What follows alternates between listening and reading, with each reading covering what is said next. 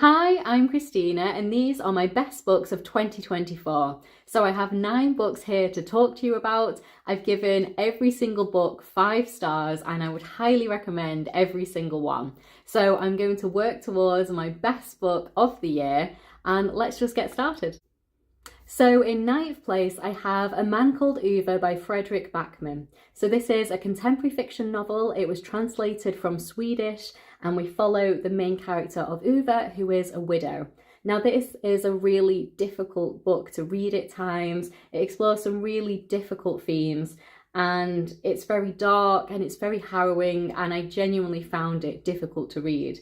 But also at the same time, it's also very hopeful and very uplifting and it explores some really interesting themes. So it explores grief, it explores loneliness, especially in the elderly. And then there's also some lovely themes such as friendship and found family and kind of friendship in your local community. So there's one relationship in here that I really enjoyed watching blossoming, and that's between Ove and his new neighbour, and she is a woman who is pregnant and she's got 2 other kids.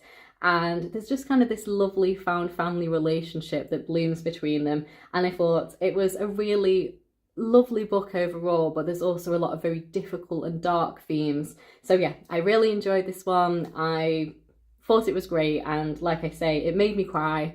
And if a book can literally bring me to tears, then I know it is worthy of a 5-star, and yeah, that's A Man Called Ove. So in 8th place, I have The Last Murder at the End of the World by Stuart Turton. So this is a book that really transcends genres. This is a murder mystery novel, it's science fiction, it's post-apocalyptic fiction, and I really had so much fun reading this book. And that is the word I would use to describe my reading experience overall: fun. It was just so much fun reading this story and trying to figure out who the murderer was. And as the title would suggest, it literally is the last murder at the end of the world. So this is set in an unknown time on an unnamed Greek island, and the entire world we assume to be dead because a fog has spread. And inside this fog are glowing insects, and as soon as the fog reaches an area, everything is dead. So essentially, the only place that the fog has not reached is this unnamed Greek island and about half a mile of ocean which surrounds the island. Now, we have 3 scientists who live there and about 100 or so villagers. And I won't tell you any more than that because it's one of those stories I think you just want to go in not knowing very much at all and just be really surprised and just enjoy the ride that it takes you on. And it really is the last murder at the end of the world because obviously we assume the majority of the world to be dead and its inhabitants will also be dead. And then it's probably the only murder mystery that I've ever read where not a single character has any idea who the murderer is. So basically, the night of the murderer, every single person alive has no recollection of it. And that's because the AI, the artificial intelligence, has wiped everybody's memories of that night. So yeah, had a really good time with this one. I thought it was such a fun murder mystery novel. I really liked the kind of post-apocalyptic setting. I really liked all the science fiction elements. And yeah, it was just a really good, fun time and I would highly recommend it. So in 7th place, I have Ascension by Nicholas Binge. So this is a science fiction novel and I thought the concept and the premise of this one was really unique and I found it really intriguing. So in the year 1991, a mountain appears in the middle of the Pacific Ocean. And this is an enormous mountain. It's 10,000 feet higher than Mount Everest. And it hasn't appeared in a mountain range as you would normally expect in nature. It's literally just a mountain in the middle of the ocean.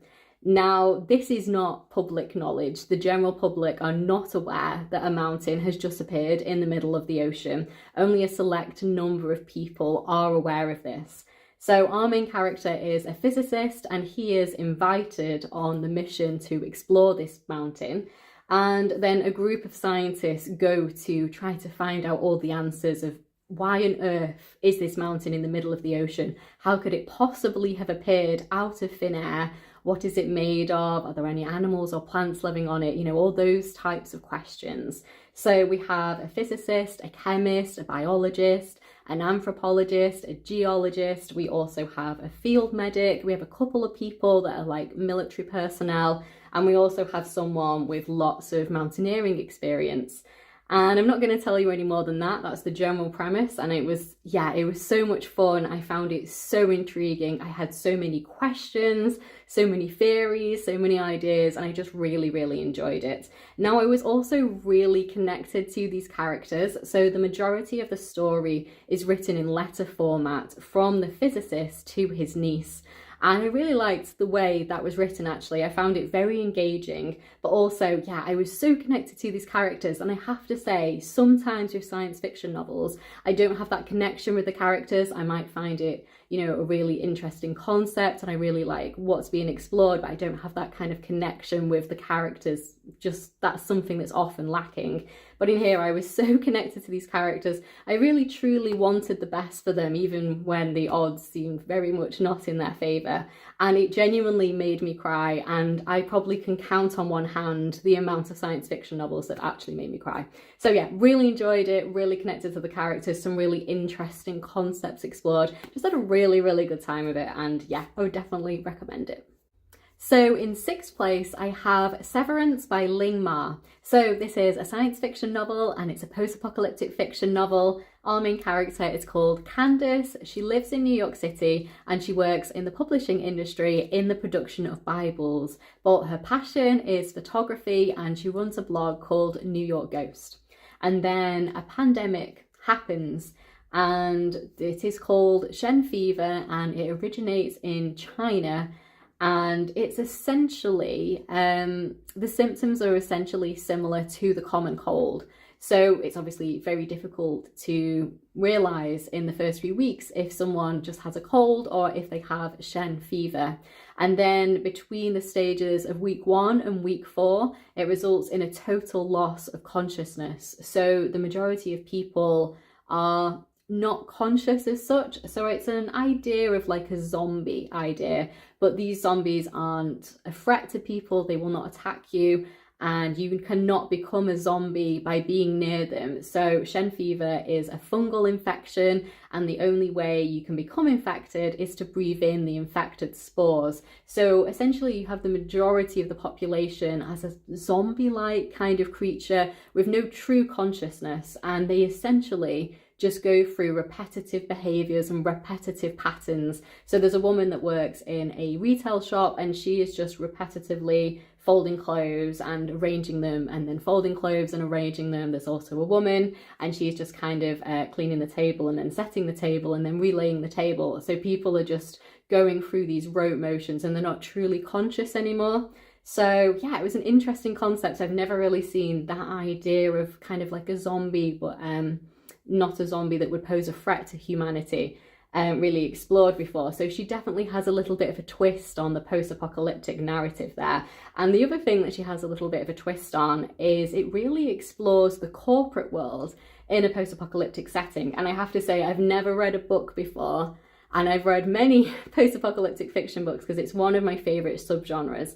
I've read many books about that, and I don't think I've ever read one that really truly explores the corporate world. So she is essentially living through a pandemic, and yet she is still going to work constantly and doing things for her job past the point of any common sense, really. So yeah, I really thought it was very interesting how it is kind of a post-apocalyptic fiction book, but kind of focus on the corporate world as well. Very good.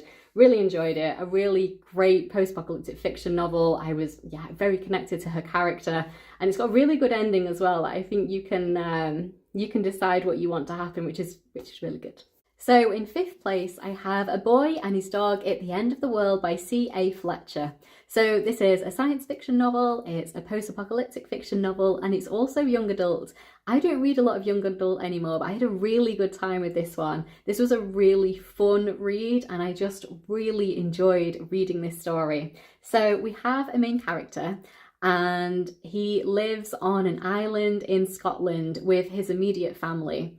And in this world, very few people are alive. So something happened and we don't truly know what it was because he, as our character, doesn't know, and I think the knowledge has been lost over time. So essentially something happened to the reproduction of people, and it became that only one person in a million could have a child. So obviously to have a child, you would need two people who were able to reproduce, and the odds of that would be 2 in 2 million. So there are very, very few people left alive.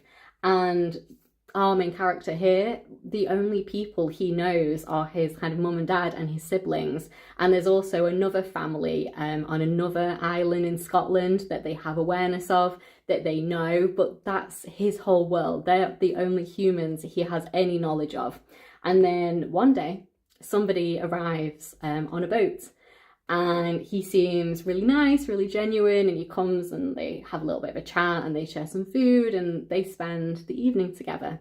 And then he steals our main character's dog. So that's the whole setup of the story, and our main character pursues this man to retrieve his beloved dog. And I just really, really enjoyed this story. I was so connected to these characters. I really, really wanted the best for him. And I really wanted him to find his dog, essentially. And yeah, I just really enjoyed it. It kind of really touched me. I found it very emotional. And it definitely made me cry, which is really good. Yeah, if a story makes me cry, I know that I really care about it. If you can have that kind of emotional impact on me, I know that it's a really, really good book. And there's actually a really good twist at the end of this story, which I did not see coming, which was really, really good. But yeah, really enjoyed this one. It was just a really good, fun read, and I definitely recommend it.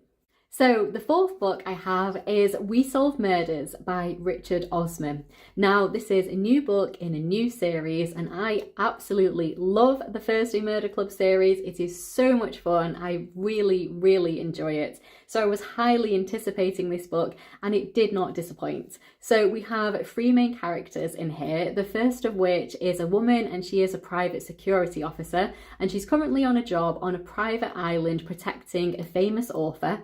And the famous author had written a story and included a Russian oligarch, and now he wants to kill her. So that's the setup for that one. And then our third main character is the private security officer's father-in-law.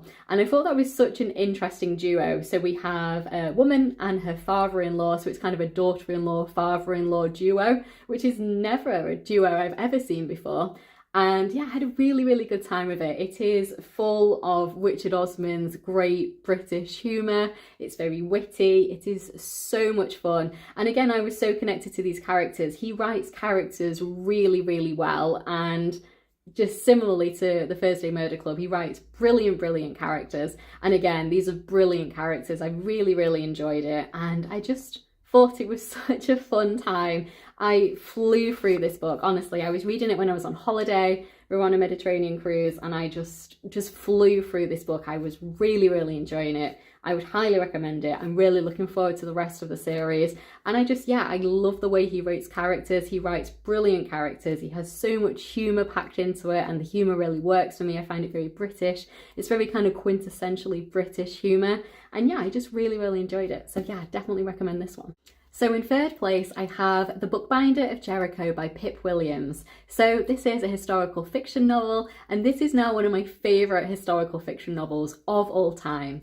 I had previously read The Dictionary of Lost Words by her, and I absolutely loved it. It was one of my best books in the year in which I read it, so I was highly anticipating this one. And yeah, it did not disappoint. I absolutely loved it, and I love the characters in this story. So the year is 1914, and it's set in Oxford. And our 2 main characters are twin sisters, and they live on a narrowboat in Oxford, and they are bindery girls at the Oxford University Press. And yeah, it was just so good. It has brilliant characters. She always writes really, really good characters.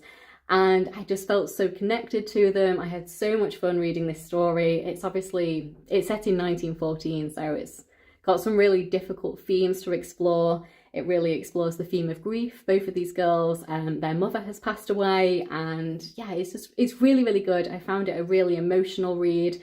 I found it really very well written, and I just really, really enjoyed this. It's honestly one of the best historical fiction novels I have ever read. And yeah, these characters are just absolutely brilliant.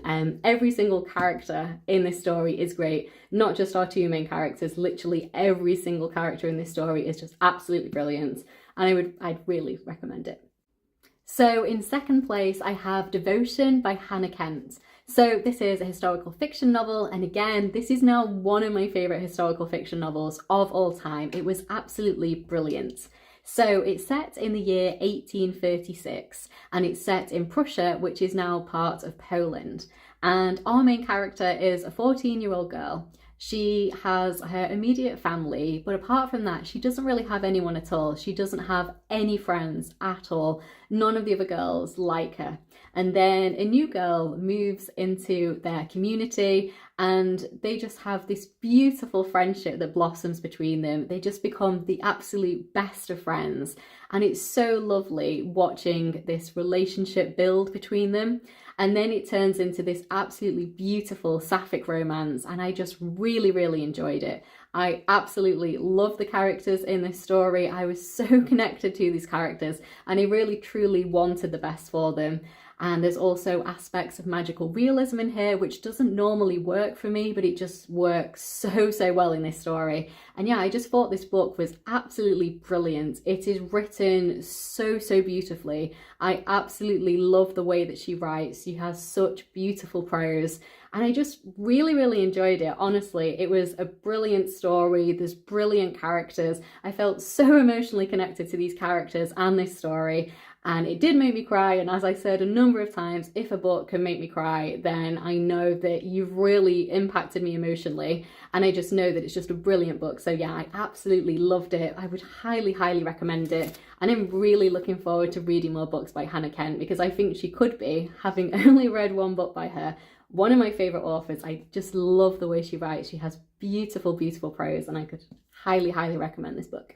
So in first place, I have How High We Go in the Dark by Sequoia Nagamatsu. So this is a science fiction book, it's literary fiction, and I have never read anything like this before. So for me, it is truly unique. It's strange, it's weird, it's dark, it's surreal, at times it is absurd, and I thought it was absolutely brilliant. So it reads most like a short story collection, and then we follow all of these different perspectives, and it all kind of weaves together, and I just thought it was absolutely brilliant. So in the first story, we follow a man who is a scientist, and he is grieving the loss of his daughter. And before she died, she was also a scientist, and her team has just discovered the body of a girl who was 30,000 years old. So he decides to go to Siberia and help her team continue the research she was doing before she died. But inside the body of this girl is a virus, and as the permafrost melts, the virus is released into the oceans and then into our water supply, and then essentially this virus spreads around the entire world, and the rest of the stories follow this first story. And I just thought it was absolutely brilliant. It covered so much scope. It covers different countries, it covers different worlds, it covers centuries, it covers millennia at times, and I thought he really brought a lot of things into this story, and it ended up going into a direction that I absolutely had not thought was going to happen, and I thought that was really surprising, and I really liked how surprising that was. I thought I was getting a story that was a post-apocalyptic fiction novel, and it's a story about a virus, but it was so much more than that. Like, the scope he covered was absolutely huge, and I had a really, really good time with it. I was really connected to this book. I found it such an emotional read, and it was just so brilliantly written. I had such a good time with it, and yeah, it's truly unlike anything I have ever read before. I couldn't think of a single book I could compare this to, and I just thought it was just genuinely absolutely brilliant. One of my best books of the year, but also one of my best books of all time now. This was really, really, really good. I really loved how this was written, and it really made me think, and the way that he connects all of these stories just works so beautifully. Honestly, I thought this book was absolutely sensational, and that is not a word I would often use to describe a book. I thought it was just absolutely brilliant, and I highly, highly recommend it. It was so, so good. One of the best science fiction novels I have ever read, possibly my favourite science fiction novel of all time. And like I said, one of my favourite books of all time, not just the year 2024, always. So yeah, I would highly, highly recommend it. So these are my best books of 2024. I've read some absolutely brilliant books this year, and it looks like it's mainly science fiction, historical fiction, and mystery novels. And yeah, I would highly recommend every single one of these. If you have read any of them, I would love to hear your thoughts down in the comments below. If you've read any other books by the same authors that you think I should read, definitely let me know that too. And yeah, just tell me which books you've absolutely loved in 2024. I'd absolutely love to hear your favourite books of the year, and then maybe get around to reading some in 2025. So yeah, I would highly recommend all 9 books here. I thought they were all brilliant novels. They're all 5-star reads. And I also have book review videos for every single book here. So if you want to hear a little bit more about a book, and all of my book reviews are spoiler free. So if you want to hear a little bit more about any of them, and I'll go into more detail about the story, I will link those all down below so you can watch them. Okay, so thank you so much for watching. If you have enjoyed this video, please do like it, and please do subscribe if you'd like to hear more of me talking about books.